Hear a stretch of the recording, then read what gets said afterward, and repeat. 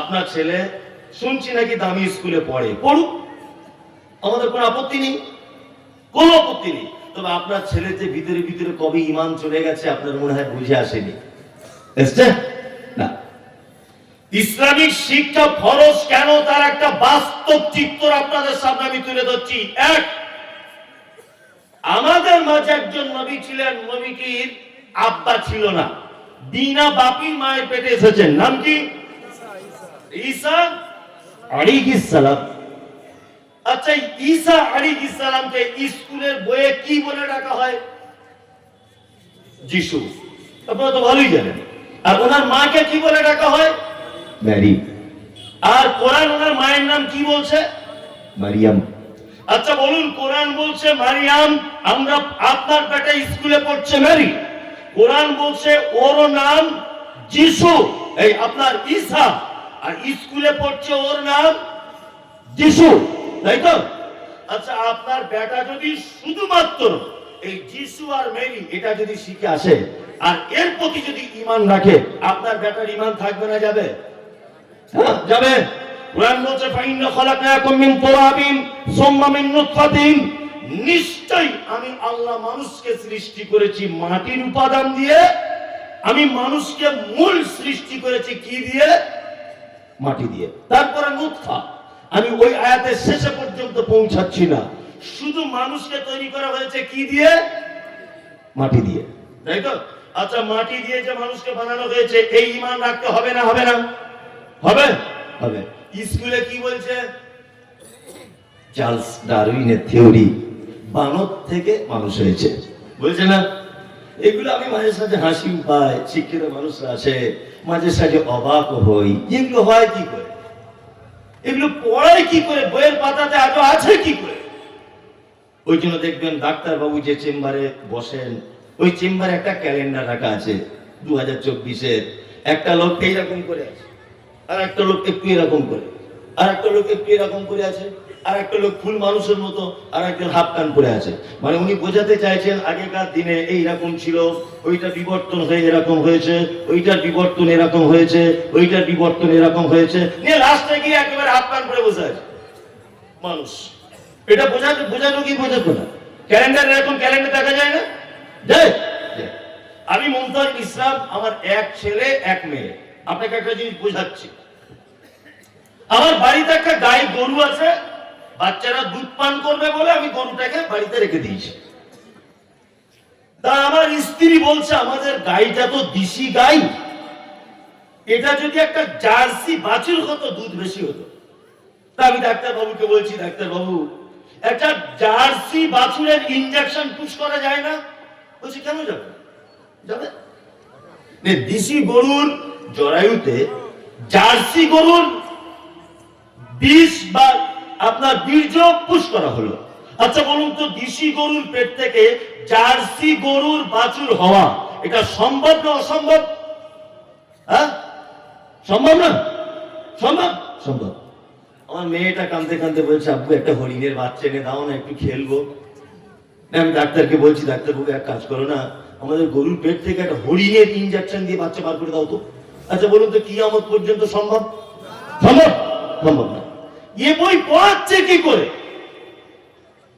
বানর একটা আলাদা প্রাণী, সেই প্রাণী থেকে বিবর্তন হতে হতে হতে হতে যদি মানুষ রূপে ধারণ করে, তা চার্লস ডারউইনের থিওরি প্রকাশ হওয়ার পর থেকে আজ পর্যন্ত পেপার পত্র পত্রিকা মিডিয়ায় কোন মাধ্যমে আপনি দেখেছেন যে সুন্দরবনে কিছু মানুষ খুঁজে পাওয়া গেছে? সুন্দরবনের বানরগুলো কিছু মানুষ হয়েছে দেখতে পেয়েছেন?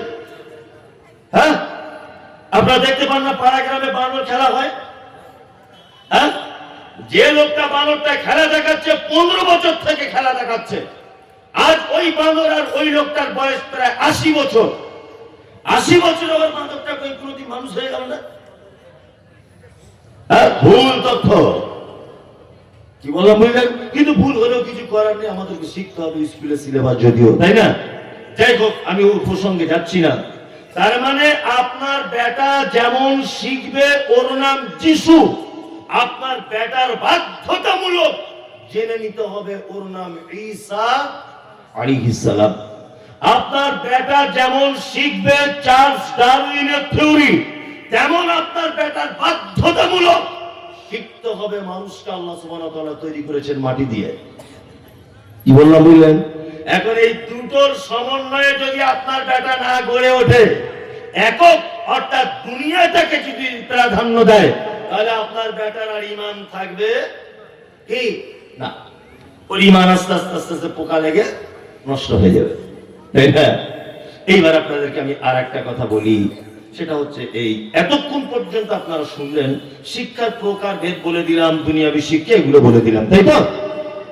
এইবার আপনাদেরকে বলি, আচ্ছা বলুন তো, শিক্ষিত মানুষের মর্যাদা বেশি না অশিক্ষিত মানুষের মর্যাদা বেশি? হ্যাঁ, কিন্তু আমরা মর্যাদা দিই কাকে? হ্যাঁ, মসজিদের কমিটি গঠন হচ্ছে, দেখছে কার টাকা বেশি আছে। দেখছেন, আপনাদের এলাকায় হয় না, আমাদের দিকে হয় না। আপনাদের এলাকার কথা বলবো না, মার কোথায় সব জায়গাতে। হ্যাঁ, ঈদগাহের কমিটি হবে, তারপরে স্কুলের কমিটি হবে, 16 আনার কোনো কাজ হবে, বাস্তব চিত্র বলছে এটা। শিক্ষিত মানুষদের আমরা দাম কি দিই না, অথচ আল্লাহ সুবহানাহু ওয়া তাআলা কি বলছেন? আল্লাহ সুবহানাহু ওয়া তাআলা বলছেন, ওয়া আল্লামা আদম আল আসমাআ কুল্লাহা সুম্মা আরাযাহুম আলাল মালাইকাতি ফাকালা আনবিউনি।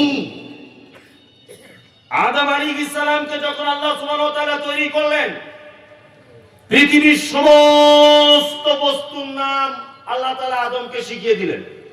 এটার নাম এই, এটার নাম ওই, ওটার নাম এই, সমস্ত কিছু শিখিয়ে দেওয়ার পরে আল্লাহ সুবহানাহু ওয়া তাআলা ফেরেশতাদেরকে ডেকে বলছেন, এই তোমরা বলো তো এই জিনিসগুলোর নাম কি? তখন বলছেন, আল্লাহ আপনি যেটা আমাদেরকে জানিয়েছেন অতটুকুই, বাকি আমরা জানি না। তখন আল্লাহ তাআলা বলছেন, দেখো আদমের কি অবস্থা, আদম তুমি বলো তো এইগুলোর নাম কি? আদম আলাইহিস সালাম সব নাম বলে দিলেন। তখন আল্লাহ তাআলা ফেরেশতাদেরকে বলছেন, তোমরা আদমের কি সাজদা করো। সবাই সিজদা করলো, একজন করো না, আবা আস্তাকবারা ওয়া কানা মিনাল মুশরিকিন। আল্লাহ, একজন করলো না, মিস্টার ইবলিস করলো না, এই তো। এইবার আপনাদেরকে একটা কথা বলি, এখানে তাফসীর কারকগণ 2-3টে কথা বলেছেন। এক, যে আদম কিসের তৈরি? হ্যাঁ, মাটির তৈরি, তাই না? ফেরেশতারা কিসের তৈরি? এইখানে একটা খুব সুন্দর একটা কথা বলে রাখছি, সেটা হচ্ছে এই, আমাদের নবী কিসের তৈরি? এই নিয়ে সমাজে মারামারি হয় না? হয়তো কিসের তৈরি আপনারা বলুন তো? মাটির তৈরি, আলহামদুলিল্লাহ। আর কিছু লোক বলছে কিসের? নূরের তৈরি। আদম আলাইহিস সালাম কিসের তৈরি? মাটি। আর ফেরেশতারা নূরের, তাই তো? তাহলে নূর সেজদা করছে মাটিকে, তাহলে যার পায়ে সেজদা করা হচ্ছে তার মর্যাদা বেশি না যে সেজদা করছে তার মর্যাদা বেশি? যাকে সেজদা করছে। তাহলে নবী যদি নূরের হবে, নবী যদি নূরের হবে, আর আদম আলাইহিস সালাম কিসের? মাটি, তাহলে তো মহা গোলমাল হয়ে যাবে, হবে না? হবে, মহা গোলমাল। এই কথাটা মাঝখান থেকে একটু বলে দিলাম। আল্লাহ সুবহানাহু ওয়া তাআলা মূলত আদমকে সিজদা করার 2-3টে উদ্দেশ্য মুফাসসিরিনগণ বলছেন। তার এক, যে ফেরেশতারা আমার হুকুম ঠিকঠাক মান্যতা দিচ্ছে কিনা। 2, এই মুহূর্তের জন্য ফেরেশতাদের থেকে জ্ঞানীকে আদম আলাইহিস সালাম। তাহলে আল্লাহ সুবহানাহু ওয়া তাআলা পৃথিবীর সূচনা থেকে এই পর্যন্ত জ্ঞানীদের মর্যাদা দিয়েছেন, তাই না? এইবার আপনাদেরকে একটা কথা বলি, আল্লাহ মর্যাদা দিলেন, মুহাম্মদ সাল্লাল্লাহু আলাইহি ওয়াসাল্লাম জ্ঞানীদের কেমন মর্যাদা দিয়েছেন শিক্ষিত মানুষদের? এটা জেনে রাখতে হবে কি হবে না? হবে। আচ্ছা, বাড়িতে আমরা কুকুর বাড়িতে রাখি, কিছু কিছু মানুষ আছে না বাড়িতে কুকুর রাখে, রাখে না? রাখে, অনেক মানুষ রাখে। অথচ এটা সহিহ হাদিস থেকে প্রমাণ যে কোন মানুষ যদি ইচ্ছাকৃত বাড়িতে যদি কুকুর যদি পালে, তাহলে তার আমলনামা থেকে প্রত্যেক দিন 2 কেরাত সমপরিমাণ নেকি মাইনাস করে দেওয়া হবে। বাড়িতে ঢং করে কুকুর রাখা যাবে কি না? এইবার আপনাদেরকে একটা কথা বলি, কেউ যদি তার ধানের মানে কি বলে ওটা, গাদা, ধান জড়ো করে রাখে, ওটা কি বলে? ধানের গাদা, আপনার ছাগলের পাল, পোল্ট্রির ফার্ম, এইরকম আপনার প্রয়োজনীয় জিনিসপত্র যদি আগলে রাখার জন্য, চৌকি দেওয়ার জন্য কেউ যদি কুকুর লালন পালন করে, তাহলে ইসলাম তাকে পালন করার পারমিশন দিয়েছে। কোন কুকুরের পারমিশন আছে? যে কুকুর ঘরের মুরগি বুঝে, পরের মুরগি বুঝে, নিজের লোক দেখলে ডাকে না, পরের লোক দেখলে হু হু করে এরকম করে, মানে খেয়ে নিতে যাবে এরকম একটা ব্যাপার, তাই না? এক কথায় যে ঘরের লোক বুঝে, পরের লোক বুঝে, ঘরের মুরগি বুঝে, পরের মুরগি বুঝে, এইরকম প্রশিক্ষণ প্রাপ্ত কুকুর ইসলাম আপনাকে কাজের জন্য ব্যবহার করার পারমিশন দিয়েছে। তার মানে মুহাম্মদ সাল্লাল্লাহু আলাইহি ওয়াসাল্লাম শুধু শিক্ষিত মানুষের মর্যাদা দিয়েছেন তা নয়, শিক্ষিত এবং জানকারী কুকুরের পর্যন্ত মর্যাদা দিয়েছেন। কি বলছি বুঝতে পারছেন? হ্যাঁ, কুকুরের পর্যন্ত মর্যাদা আছে যদি সে ঘরের মুরগি আর পরের মুরগি এটা বোঝার তার জ্ঞান থাকে। এইবার আপনাদেরকে একটা কথা বলি, আমরা শিক্ষিত মানুষদের মর্যাদা কি দিই না। সারা দেশব্যাপী নয়, সারা পৃথিবীতে যত বিপর্যয়, সমস্ত বিপর্যয়ের মূল কারণ শিক্ষিত মানুষদেরকে আমরা প্রাধান্য দিতে পারি কি নেই। আমাদের মর্যাদা কেমন? একটা বাস্তব চিত্র তুলে ধরি। আমি মমতাজুল ইসলাম আপনাদের গ্রামে ভোটে দাঁড়িয়েছি। কি বললাম বুঝলেন? আমি নির্দলে দাঁড়িয়েছি। আমি নির্দলে না, আমি দাঁড়িয়েছি বর্তমান যে পার্টিটা চলছে এই পার্টিতে। আর সভাপতি সাহেব উচ্চ শিক্ষিত মানুষ, উনি দাঁড়িয়েছেন নির্দলে। আর আমি একেবারে মূর্খ লোক, কিছু বুঝি না। আমি দাঁড়িয়েছি বর্তমানে যে পার্টি চলছে এতে, আর উনি দাঁড়িয়েছেন কিসে? নির্দলে, তাই তো? আচ্ছা বলুন তো, কালকে রেজাল্ট আউট হবে, ভোটে জিতবে কে? আমি জিতবো না? আমি রানিং পার্টিতে দাঁড়িয়েছি। উনি অথচ এমবিবিএস ডক্টর, উনি মানে কি বলবো, একজন হাই এডুকেটেড মানুষ। উনি নির্দলে দাঁড়িয়েছিলেন, ওই জন্য জিততে পারবে না। আমাকে জিতিয়ে দিল, আমি দিল্লির পার্লামেন্টে চলে গেলাম কোনো কারণে। পার্লামেন্টে চলে যাওয়ার পরে পার্লামেন্টে বিল পাস হচ্ছে কি না, থানার পাড়ার যে কটা মসজিদ আছে সব ভেঙে দিতে হবে, সব এমএলএ আর এমপিরা সই করো। আমি যে ইংরেজি পড়তে জানি না, মূর্খ না, আমি সই করে দিয়েছি তলায়। আনন্দবাজার পত্রিকা বার হয়েছে, কে কে সই করেছে দেখি। থানার পাড়ার কে? মমতাজুল ইসলাম, তো এটা আমাদের এমএলএ, আমাদের এমপি। ও মসজিদ ভাঙার ব্যাপারে সই করেছে। মারকে ধরকে, এই রাস্তা অবরোধ কর, এই ওর বাড়ি ভাঙচুর কর। এসব করবে কি করবে না? দোষ আমার নয়, আপনি হচ্ছেন সব থেকে বড় গাধা। আপনি আমার মতো বড় গাধাকে ওখানে পৌঁছালেন কেন? হ্যাঁ, দোষ আমার না, দোষ আপনার। হ্যাঁ, দোষ আপনার। আপনি তো জানেন আমি একজন অশিক্ষিত গন্ড মূর্খ। আপনি আমার মতো অযোগ্য লোককে পার্লামেন্ট পর্যন্ত পৌঁছালেন কেন? অথচ উনি একজন শিক্ষিত মানুষ, আপনি ওনাকে অপমান করলেন কেন? আপনি ওই পর্যন্ত পৌঁছালেন না। আমার মতো একজন গন্ড মূর্খকে আপনি যদি পার্লামেন্টে পাঠান, আমার দ্বারাতে দেশের কোন উপকার হবে এটা ভাবা যায়? ভাবা যায়? জানি না। সারা দেশের কথা যদি আপনি মানে পর্যবেক্ষণ করেন, তাহলে দেখতে পাওয়া যাবে একটা উচ্চ শিক্ষিত মানুষদের হাতে কোনো দায়িত্ব নেই। দেখুন আপনি সারা দেশের দিকে তাকিয়ে, এমনি আর দেশটা রসাতলে চলে যাচ্ছে। উচ্চ শিক্ষিত মানুষদেরকে সব জায়গা থেকে সেটা একদম পরিষ্কার করে দেওয়া হচ্ছে। বলছে তোমরা বাড়িতে বসে থাকো, মারামারি করতে পারবে না, তোমরা বলতে এসো না। এই তো অবস্থা। অবস্থা না? আমরা শিক্ষিত মানুষদের মর্যাদা দিতে পারি নি। শিক্ষিত মানুষদের মর্যাদা দিয়ে শিখুন। এবার আপনাদেরকে আর একটা কথা বলি, এখন সবই তো হলো, শিক্ষার প্রকার ভেদ বুঝলাম, শিক্ষিত কাকে বলে বুঝলাম, বিদ্যান কাকে বলে জানলাম, তাই না? এবার চললে একবার দেখে আসি আল্লাহর নিকটে শিক্ষিত কে। এটা জানা লাগবে কি লাগবে না? লাগবে। এবার আল্লাহ তাআলা বলছেন, কুল, নবী আপনি বলুন, হাল ইয়াস্তাবিল্লাযীনা ইয়া'লামুনা ওয়াল্লাযীনা লা ইয়া'লামুন। নবী আপনি বলুন, যারা জানে আর যারা জানে না এরা কি সমান? সমান? সমান নয়। এক কথাতে অত্র আয়াত থেকে বোঝাতে চাওয়া হচ্ছে যে যাদের ভিতরে দ্বীনের জ্ঞান আছে আর যাদের ভিতরে দ্বীনের জ্ঞান নেই, এরা কি সমান? না। আল্লাহ সুবহানাহু ওয়া তাআলা অন্যত্রে বলছেন, কুল, নবী আপনি বলুন, হাল ইয়াস্তাবিল আ'মা ওয়াল বসীর ওয়াল যুলুমাতি ওয়ান নূর। একজন চক্ষু বিশিষ্ট লোক আর একজন চক্ষুহীন লোক, আচ্ছা এরা দুজন কি সমান? একজন অন্ধ, চোখে দেখতে পায় না, আর একজন চোখে দেখতে পায়, এরা দুজন কি সমান? কখনো সমান হতে পারে না। আল্লাহ সুবহানাহু ওয়া তাআলা তিনি এই কথা বলছেন, কুল, নবী আপনি বলুন, হাল ইয়াস্তাবিল আ'মা ওয়াল বসীর ওয়াল যুলুমাতি ওয়ান নূর। যারা দেখতে পায় আর যারা দেখতে পায় না, চক্ষু বিশিষ্ট আর চক্ষুহীন, এরা দুজন কখনো সমান হতে পারে না। এখানে চক্ষুহীন আর দৃষ্টিহীন আর দৃষ্টি সহ কাদেরকে বোঝানো চাওয়া হচ্ছে? সেটা হচ্ছে এই যাদের ভিতরে দ্বীনের জ্ঞান নেই, যাদের ভিতরে কোরআনের জ্ঞান নেই, রবের পরিচয়ের জ্ঞান যাদের ভিতরে নেই, তারা কি কি অন্ধ। অন্ধ না? সারা পশ্চিম বাংলায় অনেক মাদ্রাসা আছে, আছে না? আছে। আচ্ছা, মাদ্রাসাগুলো থেকে কি করা হয়? দ্বীনের আলো সমাজে ছড়িয়ে দেওয়া হয়, এটাই তো মাদ্রাসার কাজ। হ্যাঁ হ্যাঁ, কিন্তু আমাদের এই জায়গাগুলো কোরআনের আয়াতটা যদি একবার ফিট করেন তাহলে খুব বড় আফসোস লাগে। আপনি বহরমপুরে যান, আপনি এদিকে কলকাতায় যান, বড় বড় যে মিশনগুলি রয়েছে, এই মিশনগুলির দিকে আপনি যদি দেখতে যান, এত বড়, এত উন্নত, আজকে 2 তলা, কাল 3 তলা, তারপরের দিন 5 তলা, আজকে অ্যাডমিশন ফি 10,000, তারপরে বছরে 20,000। কেন?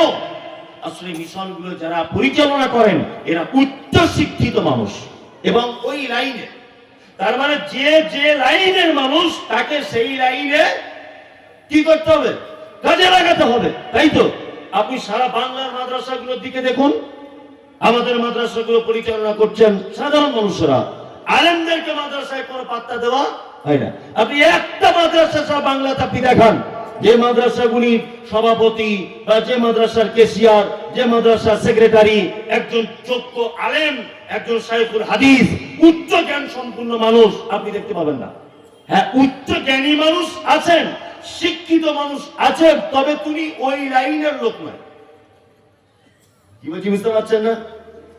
আল্লাহর ভাষা যারা কোরআন জানে না তারা কি? হ্যাঁ, অন্ধ। আমি মুমতাজুল ইসলাম চোখে দেখতে পাই না, আমার হাতে একটা 5 ব্যাটারি লাইট দেওয়া হলো, দিয়ে যদি বলা হয় যে এই লোকটাকে একটু মেন রাস্তা পর্যন্ত তুলে দিয়ে এসো তো ভাই, আচ্ছা বলুন তো, আমি অন্ধ, আমার হাতে লাইট দিলে কোনো কাজ হবে? হ্যাঁ, কাজ হবে? হবে না। কোশ্চেন কেন কাজ হতে পারে না? মাদ্রাসা থেকে দ্বীনের আলো জ্বলবে, কোনায় কোনায় দ্বীনের আলো প্রচার হবে। যেখানে দ্বীনের আলো যেখান থেকে বার হবে, সেইটা যদি আলোওয়ালা লোককে, চোখওয়ালা লোককে যদি না দেওয়া হয়, সেখান থেকে আর আলো আশা করা যায় না, তথ্যই যায়। খুব সাবধানে থাকবেন। বিনীত অনুরোধ, সারা বাংলায় যত প্রতিষ্ঠান রয়েছে, এই প্রতিষ্ঠানগুলিকে আবার পুনরায় ঢেলে সাজাতে হবে, আলেম ওলামাদের ডিপার্টমেন্টে দিতে হবে, আপনারা সহকারী হিসাবে পাশে থাকবেন। এইটাই পদ্ধতি যদি করেন, তাহলে আল্লাহ সুবহানাহু ওয়া তাআলার কথা অনুযায়ী অবশ্যই এই জ্ঞান চারিদিকে আলো ছড়িয়ে দিবে, কোনো সমস্যা নেই।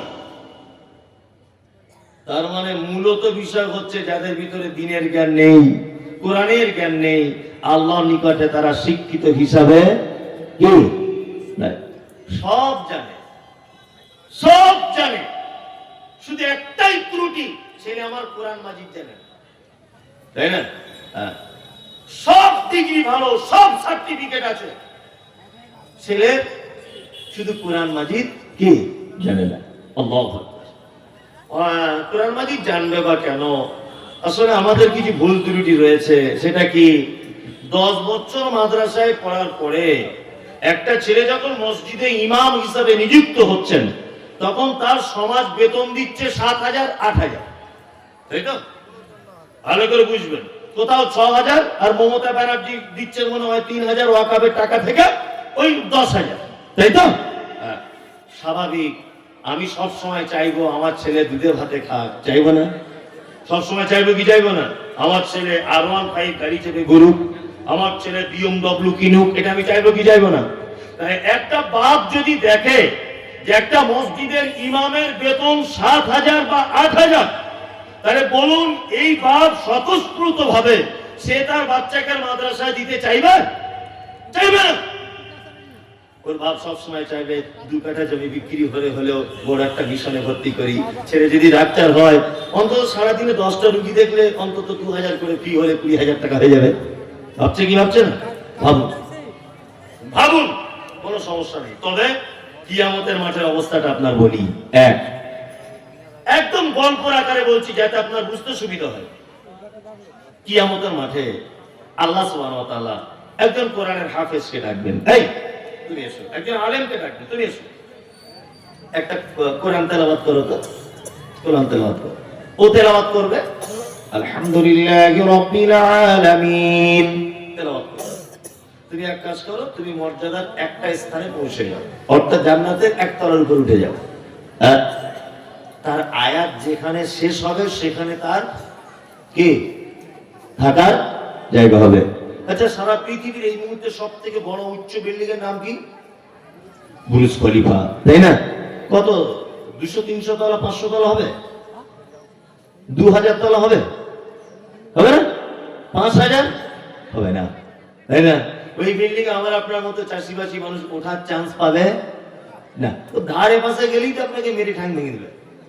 আমার আপনার মতো লোক ওখানে যাবে কারা? কোটিপতি মানুষ, শিল্পপতি মানুষ, তারা যাবে বিভিন্ন কাজে, বিভিন্ন দরকারে। আমার আপনার মতো চাষিবাসী মানুষের কোনো কি আত্মা নেই, আছে? এইবার আপনাদেরকে বলি, আল্লাহু আকবার, এই বাস্তব চিত্রগুলো কে বলবে? স্কুল মাস্টার 1.5 লাখ টাকা ছিল বেতন পেত, ডাক্তার ছেলে 65,000 টাকা বেতন পেত, আর মানে বাড়ি ঘর দো সাংঘাতিক ব্যাপার, মানে এসি, ফ্রিজ, টিভি, গিজার সমস্ত কিছু ভর্তি, মারা গেল। আর রিক্সা চালায় সাইফুদ্দিন ভাই, ওর ছেলেটাও মারা গেল। এখন ঘটনা হচ্ছে সাইফুদ্দিন তার ছেলেকে হাফেজ করেছিল আর এই ডাক্তার করেছিল, অনেক টাকা পায় বলে। কিয়ামতের দিন আল্লাহ তাআলা সাইফুদ্দিনকে বলবে, এই সাইফুদ্দিন কোরআন তেলাওয়াত করো। ও একবার করে তেলাওয়াত করবে করবে করবে একেবারে উচ্চতে। কত? 6000 পবিত্র আল কোরআনের আয়াতের পরিসংখ্যানে অনেক রকমের মত রয়েছে। কেউ বলছে 6666টা, আর কেউ বলছেন 6236টা। তা আমি 6236টা এই কারণে বলছি যে আমাদের অনেক সহিহ আকীদার বড় বড় আলেমরা ওনারা বইয়ের ভিতরে লিখেছেন, এই জন্য আমি 6236টাকে নিলাম। 6636টা ভুল এটা আমি বলবো না, তবে আমি 6236টাকে নিলাম। কি বললাম বুঝলেন? 6236টা যদি পবিত্র আল কোরআনের আয়াত যদি হয়, তাহলে একটা হাফেজ, একজন আলেম কোথায় থাকবে? 6236 তলার উপরে। এইবার স্কুল মাস্টারকে ডাকা হবে, তুমি বলো। আমি তো কিছু জানি না। A for apple, B for ball, C for cat, D for dog. বাম দিকে দাঁড়াও, বাম দিকে দাঁড়াও তুমি। আমি কিন্তু কোন শিক্ষাকে ছোট করিনি। আমি আগে বলে দিয়ে এসেছি, আপনার ছেলে অবশ্যই ডাক্তার হবে, আপনার ছেলে মাস্টার হবে, আপনার ছেলে প্রফেসর হবে, আপনার ছেলে ইঞ্জিনিয়ার হবে, সব কিছু হবে। সাথে সাথে আপনার ছেলের যেন দিনের জ্ঞান জিরো ব্যালেন্সে না হয়। আপনার বেটার ইসলামের বেসিক জ্ঞানগুলো যেন থাকে। তারপরে আপনার ছেলে মাস্টার হোক, আপনার ছেলে বৈজ্ঞানিক হোক, আমাদের কোনো আপত্তি নেই। কি বলছি বুঝতে পারছেন? কোনো আপত্তি নেই। এইবারে আপনাদেরকে আমি একটা চরম কথা বলবো, বলে বক্তব্য শেষের দিকে মানুষ চলে যাচ্ছে, রাত হয়ে গেছে তো। মানে এখন যত দামি কথাই বলুন আর যত ভালো বক্তায় আনুন, আর লোক থাকতে চাইবে না। অথচ রাত যে মারাত্মক কিছু হয়েছে তা হয়নি, রাত যে মারাত্মক কিছু হয়েছে তা হয়নি। চলুন, একজন শিক্ষিত মানুষের মর্যাদা কতটা, এই ব্যাপারে বলতে গিয়ে আপনাকে আমি একটা চরম সুন্দর একটা ঘটনা দিয়ে আপনাদেরকে একটা উপদেশ দিতে চাইছি। এক, পবিত্র আল কোরআনে আল্লাহ সুবহানাহু ওয়া তাআলা, পবিত্র আল কোরআনে আল্লাহ সুবহানাহু ওয়া তাআলা একজন ব্যক্তির নামে একটি সূরা অবতীর্ণ করেছেন। সূরাটির নাম কি? একজন মানুষের নামে। কি নাম? সূরা লোকমান। সূরা লোকমান কে ছিলেন? লোকমান নামক লোকটি কে? আপনারা জানেন যে দক্ষিণ আফ্রিকাকে বলা হয় দুর্ভিক্ষের মহাদেশ, তাই তো? এই দক্ষিণ আফ্রিকার একটি শহরের নাম হচ্ছে হাবাসা, যেটা আমরা হযরতে বেলালের সম্পর্কে বলি হাবশি দেশের মানুষ। আসলে জায়গাটার নাম হাবশি নয়, হাবাসা। বর্তমানে যার নাম হচ্ছে ইথিওপিয়া। কি বললাম বুঝলেন? এই ইথিওপিয়া নামক জায়গাতে জন্মগ্রহণ করেছিলেন কে? হযরতে লোকমান। আল্লাহু আকবার। হযরতে লোকমান জন্মগ্রহণ করেছিলেন কোথায়? ইথিওপিয়া। পেশায় তিনি কি ছিলেন? না, পেশায় তিনি বকরি চড়াতেন ছোটতে। তারপরে তিনি কি করতেন? না, তারপরে তিনি কাঠের ফার্নিচারের ভালো মিস্ত্রি ছিলেন। যদি বলছেন এগুলো আপনি কোথা থেকে বলছেন, তাফসীর ইবনে কাসির খুলে দেখুন, একদম এই কথাগুলি আপনি পেয়ে যাবেন। উনি এত জ্ঞানী মানুষ ছিলেন, এত জ্ঞানী মানুষ ছিলেন লোকমান। একদিন উনি বকরি চড়িয়ে বাড়ি এসেছেন।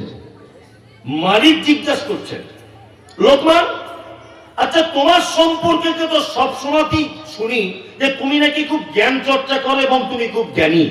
ছাগল চড়ানোর মাঝে মাঝে তুমি মানুষদেরকে একত্রিত করে তুমি কখনো কখনো মানুষকে জ্ঞান দাও, উপদেশমূলক কথা বলো, তোমার জ্ঞানের গভীরতার আজকে পরীক্ষা রয়েছে। লোকমান, বলো তো আজকে রান্না কি হয়েছে? বলছে আজকে বাড়িতে বকরি রান্না হয়েছে। মালিক তখন বলছে, লোকমান, বকরির শরীরের দুটি উৎকৃষ্ট অঙ্গ আমাকে এনে দাও, আমি আজকে খাবো। লোকমান হাকিম কি করলেন? প্লেটে করে জিহ্বা আর হৃৎপিণ্ড এই দুটোকে প্লেটে করে পেশ করলেন। ঠিক আছে, কিছুদিন পর আবার মালিক বলছে, লোকমান, আজকে বাড়িতে কি রান্না হয়েছে? বলছে আজকে বকরি। বলছে আজকে বকরি সব থেকে নিকৃষ্ট দুটি অঙ্গ আমাকে দাও। আবার পেশ করলেন কি? জিহ্বা আর হৃৎপিণ্ড। মালিক একেবারে উচ্চ কণ্ঠে লোকমানের দিকে তাকিয়ে বলছে, লোকমান, তুমি আগের দিনে বললে সব থেকে উৎকৃষ্ট এই দুটো, আবার আজকে বলছো সব থেকে নিকৃষ্ট এই দুটো, এটা কেমন করে হয়? লোকমান তখন বলছেন, মালিক, কোন মানুষের যদি এই দুটো জায়গা ভালো হয়ে যায় তবে সে অরিজিনাল ভালো লোক। কোন মানুষের যদি এই দুটো জায়গা খারাপ হয়ে যায় তাহলে সে লোক খারাপ লোক। খারাপ লোক না। সারা পৃথিবীতে যত বিপর্যয়, যত মারামারি, যত সাম্প্রদায়িকতা, যত যা কিছু, সমস্ত কিছুর মূল হচ্ছে এই দুটো জায়গা। এই দুটো জায়গা না? আপনাদেরকে একটা জিনিস বোঝাই। আমি রাস্তা দিয়ে আসছি, পিছন দিয়ে একজন আমাকে বলছে, একটু দাঁড়ান তো। আমি দাঁড়িয়ে গেলাম। এবার একটা গাল দিয়ে বলছি, আপনারা গালটা কিছু মাইন্ড করবেন না, বোঝানোর জন্য। একটু দাঁড়ান তো। দাঁড়িয়ে গেলাম। পিছন দিক দিয়ে আরেকজন এসে বলছি, শালার বেটা শালা, একটু দাঁড়াতো। আচ্ছা বলুন তো, যদি আমার শালার বেটা শালা বলে তাহলে আমি রেগে যাবো না আনন্দ করে বলবো আসসালামু আলাইকুম? কোনটা? রেগে যাবো। রেগে গিয়ে ঘুরে ঠাস করে একটা মারবো কি মারবো না? মারবো। আগের লোকটা কি বলেছে? দাদা একটু দাঁড়ান তো। এটা একটা কথা। আর ও পিছন দিক দিয়ে আমাকে বলছি, শালা একটু দাঁড়াতো। তাহলে আমার রাগ হবে কি হবে না? হবে। আমি যখন রেগে ওকে একটা চড় মারলাম, ও আমাকে একটা মারলো। আমি একটা ঘুষি মেরে দিয়েছি, ও আমাকে একটা ঘুষি মেরেছে। দুজনে কস্তা কুস্তি চলছে আর কি, বুঝলেন না? এখন ওর বেটা আসছিল মোটর সাইকেলে করে, দেখছো রে বাবা মমতাজুল আমার বাপকে মারছে। নেমে গেল গাড়ি থেকে, নেমে ওর বাপের পক্ষ নিয়ে এবার দুই বাপ বেটা আমাকে মারছে। আমার তিনটে ছেলে আসছিল মোটর সাইকেলে করে, আমার তিনটে বেটা একসাথে আসছিল। এসে দেখছি এরা দুই বাপ বেটা আমার বাপকে মারছে। নেমে গিয়ে আমার তিনটে বেটার আমি কজন হলাম? চারজন। চারজন। এবার ওদের তিনজনকে মারছি আমরা, ওদের দুজনকে মারছি। তাহলে জিতবে কে? আমি জিতবো। মারপিট এমন পর্যায়ে পৌঁছে গেল, সন্ধ্যা 7টায় দেখছি থানার পাড়া হাসপাতালে দুজন পাশাপাশি বেডে শুয়ে আছি। মামু তোর কি অবস্থা? আমার বলিস না ভাই, তোর বলছে আমারও তাই। আচ্ছা বলুন তো, হাসপাতালের বেড পর্যন্ত পৌঁছাতে প্রথম অপরাধ কে করেছে? কে? এই যে দাদা একটু দাঁড়ান, শালা একটু দাঁড়ান, দুটোর মধ্যে ডিফারেন্স নেই? আছে? আছে। কি বললাম বুঝলেন? আর কিছু মানুষ আছে তাদের এই জায়গাটা খুব অসুখ। ওই জন্য আল্লাহ সুবহানাহু ওয়া তাআলা পবিত্র আল কোরআনের ভিতরে বলছেন, ওয়া মিনান নাসি মান ইয়াকুলু আমান্না বিল্লাহ ওয়াবিল আখির ওমা হুম বিমুমিনিন। কিছু মানুষ রয়েছে তারা আপনার কাছে এসে বলবে আমরা আখিরাতের প্রতি ঈমান রাখি, আল্লাহকে বিশ্বাস করি, কিয়ামতকে বিশ্বাস করি, সবকিছু করি, তারপর আল্লাহ তাআলা তাদের ব্যাপারে বলছেন ওমা হুম বিমুমিনিন, একদম তারা মুমিন নয়, তারা সব কি মুনাফিক। আর মুনাফিক লোকের সবথেকে বড় একটা চিহ্ন, হাদিসের পরিভাষায় বাহ্যিক দৃষ্টিতে তার 4টে গুণ আছে। কটা? 4টে, তাই তো? 3টে একটা হাদিসে, আর একটা হাদিসে একটা শব্দ বাড়ানো আছে, ঝগড়া হলে গালাগালি করে। যাই হোক, মুনাফিকের এটা হাদিসের দৃষ্টিতে, বাহ্যিক দৃষ্টিতে একটা মুনাফিক চিনতে গেলে কটা গুণ? 4টে, তাই তো? কিন্তু আভ্যন্তরীণ অনেক গুণের ভিতরে একটি গুণ রয়েছে মুনাফিকের। মুনাফিকের এই জায়গাটা খারাপ। কিছু লোক আছে না, দেখবেন আসসালামু আলাইকুম, মরিশা আপনার মতো লোক হয় না। কি বললাম বুঝলেন? আপনার মতো লোক হয় না। এই কথাটা বললো কখন? ফজরের নামাজ পড়ে। ফজরের নামাজ পড়ে ইমাম সাহেবকে বলছে, সত্যি এর আগে যত ইমাম সাহেব হয়েছে আপনার মতো কোরআন তেলাওয়াত আল্লাহু আকবার এত মধুর লাগে, খুব পছন্দ আমার। আমি আগে ফজরে কম আসতাম, এখন আপনি কোরআন তেলাওয়াত করেন বলে আমি আর ঘুমিয়ে থাকতে পারি না, উঠে চলে আসি। ও মিষ্টি মিষ্টি করে বললেন। ইমাম সাহেব নতুন নতুন এসেছিল, প্রশংসা করে গেলেন, একটু পুরাতন হয়েছে। একদিন হঠাৎ করে ওর ছেলের পাতলা পায়খানা কাউকে কমিটি না জানিয়ে বাড়ি চলে গেছে, কাউকে জানাতে পারেনি। ছেলের অবস্থা খারাপ, পাতলা পায়খানা, সিলাইন চলছে, কাউকে বলার সুযোগ পায়নি। যে লোকটা ফজরের নামাজের পর ইমাম সাহেবের প্রশংসা করছিল, কি বললাম বুঝলেন? ওই লোকটা এসে দেখছে জোহর ইমাম সাহেব নাই, অন্য একজন নামাজ পড়াচ্ছে। আর যে নামাজ পড়াচ্ছে ও তার পাশের বাড়ির মহাশত্রু। কি বললাম বুঝলেন? ও তখন কমিটিকে চিঠি কল করে হোক আর মসজিদে চিল্লে চিল্লে দিয়ে বলছে সব ভালো, ইমাম সাহেবের কোরআন কোরআন পড়া সব ভালো, কামাই করে, একে না রাখাই ভালো। ভালো করে বুঝবেন, মসজিদে সবার পক্ষে বিপক্ষে 2-4টা লোক থাকে, ওর পক্ষে মানে ইমাম তাড়াতে হবে, এই দলে 4-5 জন ওনার দলে হয়ে গেছে, তাই তো? ইমাম সাহেব যখন এসছে তখন লাল রুমালটা এরকম করে দিয়ে বলছে খুব অবস্থা খারাপ। কেন? আপনার বিপক্ষে কিছু লোক দাঁড়িয়ে গেছে, আপনার মনে হয় চাকরি আর থাকবে না। অথচ ও হচ্ছে পাক্কা মুনাফিক, ও প্রথমে উৎপত্তি করেছে ঝামেলা। কি বলছি বুঝতে পারছেন না? এরকম লোক আপনাদের এদিকে নেই অবশ্য, আছে আছে, কিন্তু ওটা আপনাদের মুখ থেকে শুনতে চাইছি, আমি বলবো না। বুঝলেন? সব জায়গাতে একই অবস্থা, একই অবস্থা। এই জায়গাটা খারাপ, যে তার সঙ্গে মিশবেন না। সামনে সালাম আলাইকুম, আর পিছনে আপনার বিপদের জন্য সে কি বিপদের জন্য কামনা করে, তার সঙ্গে মেশার দরকার নেই, একদমই না।